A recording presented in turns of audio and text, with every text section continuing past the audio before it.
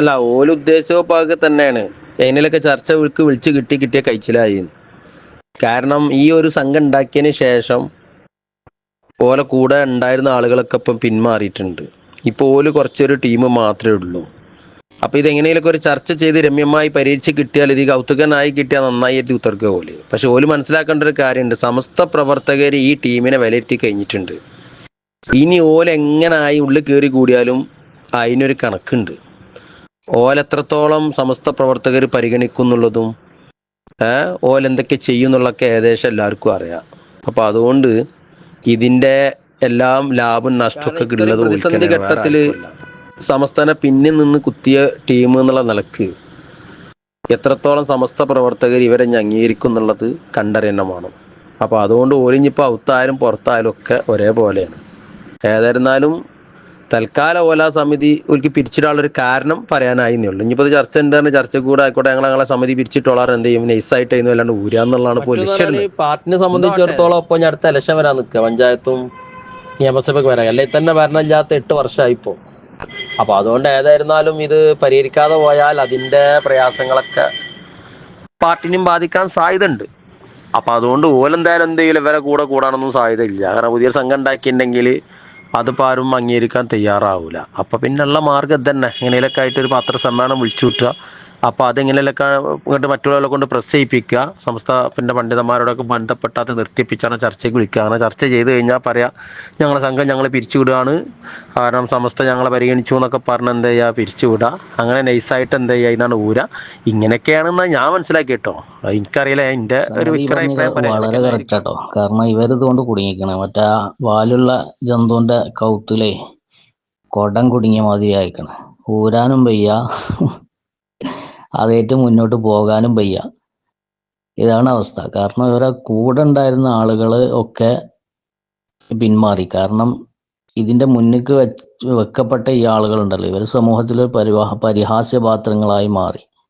അതോടുകൂടെ തന്നെ ഇതിന് പിന്തുണ വേക്കുന്ന അറിയിച്ച ആളുകളൊക്കെ മെല്ലെ തടിയൂരി. ഇതാണ് ഇവിടെ സംഭവിച്ചത്. ഇവിടെ നടന്നിട്ടുള്ള ഒരു നാടകമാണ്, വലിയ നാടകം. അതാർക്കും തിരിയില്ല എന്നാണ് ഇവരെ വിചാരം. ഇവരാദ്യം പത്രസമ്മേളനം പ്രഖ്യാപിച്ചിട്ട് അത് നടത്താൻ വേണ്ടിയിട്ടല്ല, നടത്തിയാൽ ഇവര് വിശദീകരിക്കും തോറും സങ്കീർണമാവുന്ന നാട്യോസ്താവ് പറഞ്ഞാല് ഇവര് പറയും തോറും ഇവൾ കൊളാകാണ്. അപ്പൊ ഇവരൊരിക്കലും ഇനി പത്രസമ്മേളനം നടത്തൂല, അത് ഉറപ്പാണ്. പക്ഷെ ആ പത്രസമ്മേളനം പ്രഖ്യാപിച്ചിട്ട് ഒരു ഓലപ്പാമ്പ് കാട്ടിയിട്ട് സമസ്തനെങ്ങനെ പേടിപ്പിക്കാന്ന് വിചാരിച്ച്. പക്ഷെ സമസ്ത അതിന് യാതൊരു പ്രതികരണവും നടത്തിയിട്ടില്ല. ഇവരെന്നെ ഇങ്ങോട്ട് ഒരു ന്യൂസ് ഉണ്ടാക്കി, സമസ്ത വഴങ്ങി. ആർക്ക്? ഈ ഞാഞ്ഞൂലുകൾക്ക് സമസ്ത വഴങ്ങുക, സമസ്ത എന്നുള്ള ആധികാരിക പണ്ഡിത സഭ വഴങ്ങി. അപ്പൊ ഇവരുടെ തന്നെ പെയ്ഡ് ന്യൂസ് വരുന്ന ചാനൽ ഉണ്ടല്ലോ, മീഡിയ 1, അതിൽ ഇവരെന്നെ വാർത്ത കയറ്റി, സമസ്ത വഴങ്ങി, കൂട്ടരെ ചർച്ചയ്ക്ക് വിളിച്ചു എന്നൊക്കെ പറഞ്ഞിട്ട്.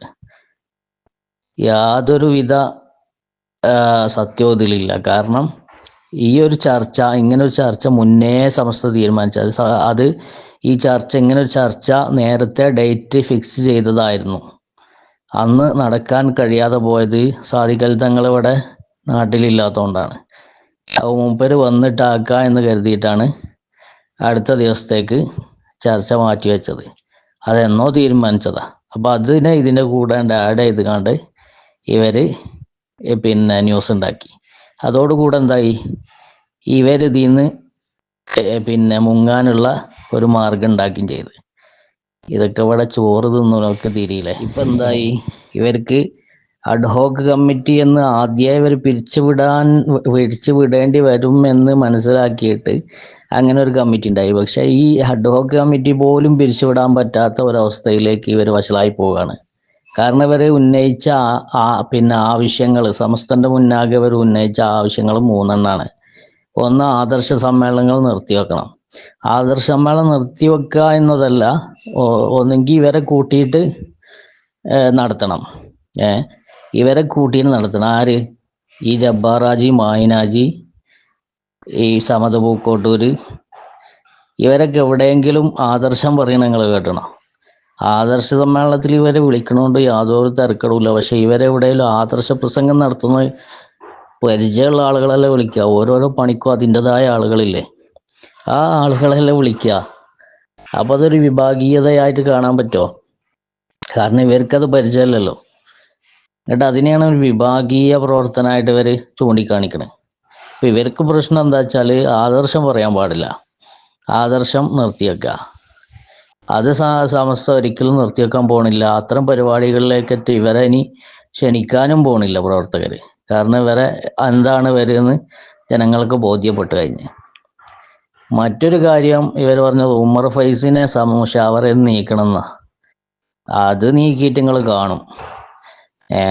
അതൊരിക്കലും നടക്കാൻ പോണ കാര്യമല്ല എന്ന് ഇവർക്ക് നന്നായിട്ട് ഇപ്പോൾ ബോധ്യപ്പെട്ടിട്ടുണ്ട്. ഉമർ ഫൈസിക്കുള്ള സമസ്തയുള്ള സ്വാധീനവും ഉമർ ഫൈസി ആരാ എന്നുള്ളതും ഒക്കെ ഇവർക്ക് അറിയാം. അപ്പൊ ആ ആവേശത്തിന് പുറത്താണ്ട് പറയാന്നല്ലാതെ, അല്ലെങ്കിൽ ആരെങ്കിലും താല്പര്യത്തിന് വേണ്ടിയിട്ടത് വിളിച്ചു പറയാ. പക്ഷെ അത് നടക്കൂല എന്ന് ഇവർക്ക് നന്നായിട്ട് അറിയാം. മൂന്നാമത്തെ കാര്യമാണ് ആദ്യമായിട്ട് തൂറ്റിയത്. അതായത് സുപ്രഭാതത്തിനെതിരെ നടപടിയെടുക്കുക. അതിപ്പോ കഴിഞ്ഞ ദിവസം അതിന്റെ വാർത്ത വന്ന് സുപ്രഭാതത്തില് ആ വാർത്ത കൊടുത്തവരെ ശാസിച്ച് വിട്ടുന്നു. അപ്പോ ഒരു നടപടിയും കാര്യങ്ങളൊന്നും ഇനി ഉണ്ടാകൂല എന്ന് ഇവർക്ക് എന്തായാലും ഉറപ്പാണ്. അപ്പൊ ഇവർ ലക്ഷ്യം വെക്കുന്ന ചില ആളുകളുണ്ട്, അവരായിന്ന് മാറ്റുക എന്നൊക്കെയാണ് ഇവർ ഉദ്ദേശിക്കുന്നത്. സുപ്രഭാതത്തിന്റെ സ്ഥാനങ്ങളിൽ നിന്ന് ഇവർ ലക്ഷ്യം വെക്കുന്ന ആളുകളെ മാറ്റുക, അവരെ ഇവർ വേട്ടയാടാൻ തുടങ്ങിയിട്ട് കുറേ ആയി. അപ്പൊ അതിനി നടക്കൂല എന്ന് ഉറപ്പായി. കാരണം സംസ്ഥാനന്റെ തീരുമാനം ഇന്നലെ പത്രത്തിൽ വന്ന്, ഇന്നലെ മിഞ്ഞാന്നായിട്ട് അവരെ ശാസിച്ച് വിട്ടുന്നു. അപ്പൊ അതവിടെ സംസ്ഥ തീരുമാനാക്കി. അതുകൊണ്ട് ഇവരുടെ പ്രമേയത്തിന് ഇനിയൊരു പ്രസക്തിയില്ല. ഒന്നെന്തായാലും തൂറ്റിപ്പോയി. ഇനി രണ്ടെണ്ണം ഇതുപോലെ തൂറ്റിപ്പോവാൻ നിൽക്കുകയാണ് അടുത്ത ദിവസം, അടുത്ത സംസ്ഥാനന്റെ മുശാവറ യോഗം വരുന്ന ദിവസം. അപ്പൊ അതിനു മുമ്പ് ഇവർക്ക് എങ്ങനെയാലും രക്ഷപ്പെടണം. ഇവരുടെ ഒന്നും നടക്കാൻ പോണില്ല എന്ന് വളരെ കൃത്യമായിട്ട് നമ്മളെക്കാട്ടി മുന്നേ ഇവർക്ക് തന്നെ ബോധ്യപ്പെട്ടിട്ടുണ്ട്. അപ്പൊ ഇതെന്തേലും കാട്ടിക്കൂട്ടണല്ലേ ഇനി ഇവരുണ്ടാക്കി വെച്ച ഈ പൊല്ലാപ്പ്. അതിനു വേണ്ടിയിട്ട് ഇന്ന് മീഡിയ വണ്ണിൽ വാർത്ത കയറ്റിയതാണ്. അല്ലാതെ യാതൊന്നും ഇതിന്റെ പിന്നിലില്ല. ഈ ഞാനൂലുകൾക്ക് വേണ്ടിയിട്ട് സമസ്ത വഴങ്ങി കൊടുക്കുകയും ഇല്ല.